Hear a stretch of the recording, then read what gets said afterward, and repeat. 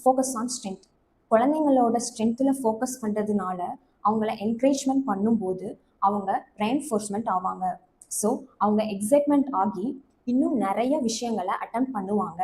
So எதனால நம்ம அவங்களோட ஸ்ட்ரென்த்தில் மட்டும் ஃபோக்கஸ் பண்ணுறோம் அப்படின்னா, பேரண்ட்ஸ் அண்ட் டீச்சர்ஸ். குழந்தைங்க உங்களுக்கு பிடிச்ச மாதிரி 4 விஷயங்கள் பண்ணுவாங்க, ஆனால் உங்களுக்கு பிடிக்காத மாதிரி 10 விஷயங்கள் கூட பண்ணுவாங்க. அப்போது அவங்க 10 விஷயங்களை பண்ணும்போது நீ இப்படி பண்ணணும், இதை ஏன் இப்படி பண்ண அப்படிங்கிற அவங்களோட மிஸ்டேக்கை மட்டும் நாம் சுட்டி காட்டுறோம். பட் அவங்களோட ஸ்ட்ரென்த்தில் ஃபோக்கஸ் பண்ணி அவங்களோட செல்ஃப் எஸ்டீம் பில்ட் ஆகி அவங்களுக்கு பாசிட்டிவான பிஹேவியர்ஸ் நிறையா ஏற்படும். Next one, support communication.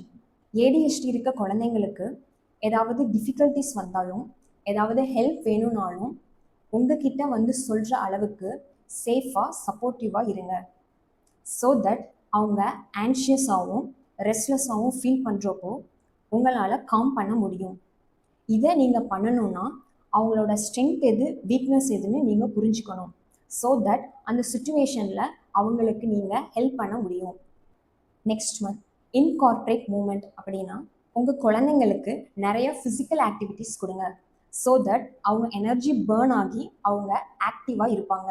So அப்போ நம்ம அவங்களோட காக்னிட்டிவ் ஸ்கில்ஸ்லாம் டெவலப்மெண்ட் பண்ண ஈஸியாக இருக்கும் and they refocus their attention. Provide breaks. குழந்தைங்களுக்கு டாஸ்க் பண்ணுறப்போ இன் பிட்வீனில் பிரேக்ஸ் கொடுங்க. ஸோ தட் அவங்க வந்து ரீஃபோக்கஸ் ஆகவும் அவங்களோட அட்டென்ஷன் அண்ட் கான்சன்ட்ரேஷனை மெயின்டைன் பண்ணுறதுக்கும் அண்ட் அவங்க சோர்வில்லாமல் இருப்பாங்க. Next one, limit distraction. Unwanted distraction எல்லாமே ரெடியூஸ் பண்ணுங்கள். For example screen time, phone, TV, இந்த மாதிரியான ஸ்க்ரீன் டைம்லாம் ரெடியூஸ் பண்ணுங்கள். Next one, set realistic goals. குழந்தைங்களுக்கு செட் பண்ணுற கோல்ஸ் எல்லாமே அச்சீவபிளாக செட் பண்ணுங்கள்.